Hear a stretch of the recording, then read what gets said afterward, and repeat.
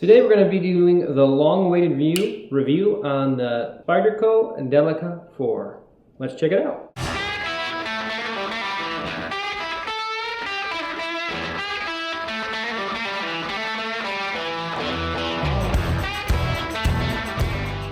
What's up, America? Neil here with Geauga Firearms Academy. Thanks for watching. As I said, today we are going to be going over this beauty here. This is the Delica 4 by Spyderco. So there she is. This Delica 4 and the Endura, these are two home run knives. The Endura is just a knife that's a little bit larger than this one. I've used the Endura quite a bit. This is my first run with the actual Delica with the smaller size. And this is the Delica 4, so this is the most up-to-date version of this. Both knives were introduced by Spyderco back in 1990, and they were clearly home runs. We'll talk about some specs on this, but as far as impressions and using it, again, I am not an unboxer. You guys know that pretty well now. So I've used this now for over a month. In that time, the pocket clip, which we're going to talk about in a second, let me see if I can get the camera to pick it up, but you can kind of see the wear that's already on there. And the only reason I'm showing you this, every pocket clip is going to have some wear on it, but the purpose of that is, one, you know that I'm not bullshitting you. I didn't just pull this out of a box. I actually do use it. And two, the coating that they use, the paint, holds it pretty well.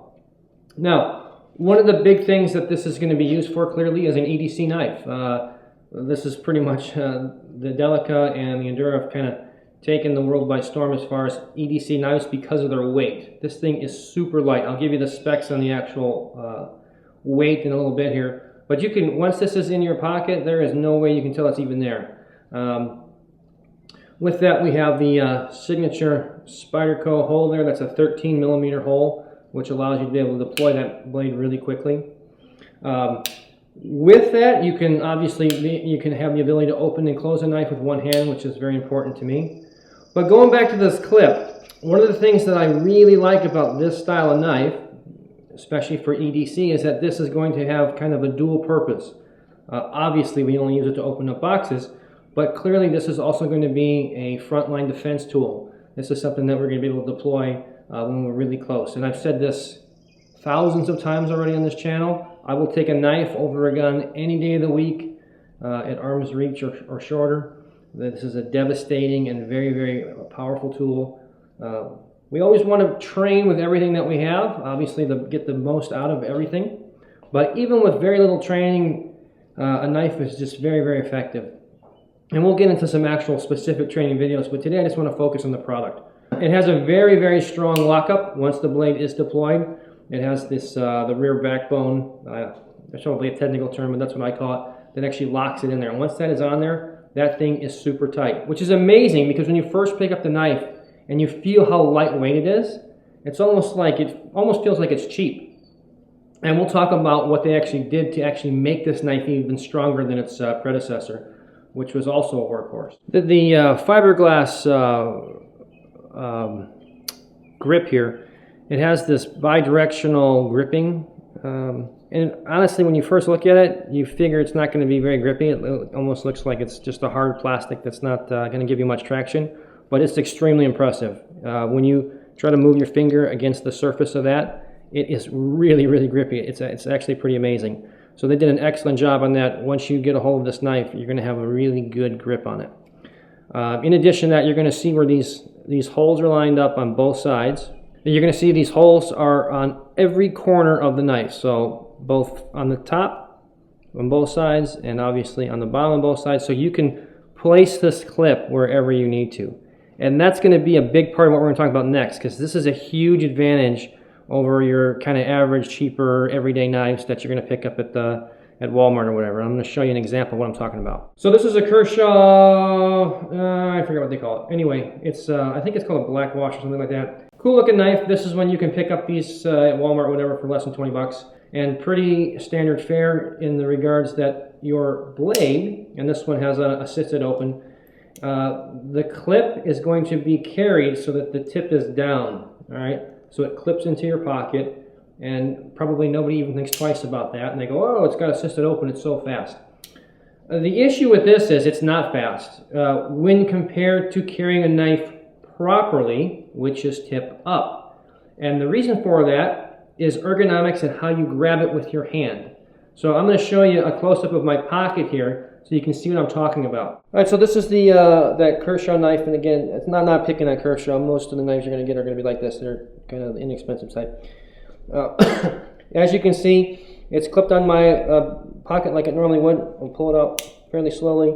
It's oriented in this fashion. So think about this from an ergonomics point of view. When I go to reach into my pocket to pull this out, when I pull it out, look where the knife is positioned in my hand. So I have to now do something. There's no way I can really kind of deploy this while holding the same grip. So I'm going to have to rotate this somehow or flip it in my hand in order to get that out. And most people don't think about that, but again, if this is a defensive scenario and we do need to get this out under stress, right, adrenaline's pumping, it's not going to be as simple as you think. Like you can just do this now and open up a box. That's a lot of extra movement that's unnecessary. So let's look at that, compare it to tip up the way I would typically carry. And what you'll see here, there's no way to switch these. That's pretty common as well. Obviously there's always exceptions, but typically for a cheapo knife like this, that's just the way it's going to roll. So now we have the Delica. So now, same deal, the clip is there, but when I pull this out, you're going to see that since the tip is down, I don't need to do anything except deploy the blade. Okay, much faster. There's no manipulation of my hand, so that when I go to grab this, and you can grab it like a magazine or grab it on the outside. You've seen some videos where I was doing some basic defensive stuff where people are asking me for something, and it's a bad scenario, and I pat my clothes like I'm looking for something, and that allows me to deploy the knife. Okay, so I can get to this much more efficiently and much more effectively by carrying it with the tip up. Because again, it comes out. I'll just rotate my hand around so you can see, which allows me to get into that 13mm hole and deploy the blade. In addition to the grip of the actual handle itself, on the back blade of the knife, the backbone here, it has what's called jimping, and that is really, really fine. I don't think the camera will pick it up, but it is extremely aggressive so that when I have my thumb here, I mean literally I would probably tear my skin before that slips. That is really, really strong so that when you are slicing or cutting anything, opening boxes, you have a really strong grip on that. For me, if I can, having that backwards grip for a defensive scenario, which I prefer, again, it fits really well in the hand. It kind of curves around inside the palm of your hand like this, so I have a really strong grip on it. So the grip is ideal for ergonomics of the hand. They definitely did a great job with both the grip and the shape. The blade shape itself, this has a full flat ground blade on it, grind on it. So basically what that means is from the base, it slowly begins to angle all the way down to the blade, which is a superior grind for actually slicing and cutting. I found it to cut through just about anything.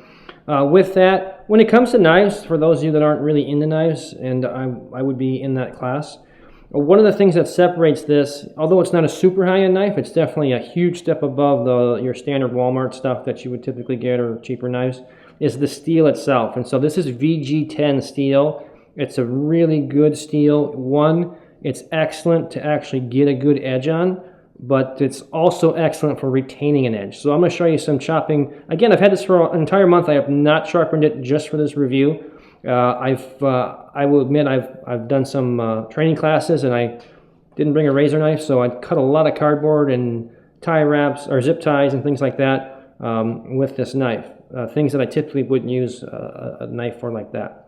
So let's take a look at some actual cutting of cardboard. Just regular cardboard. This thing cuts through cardboard. No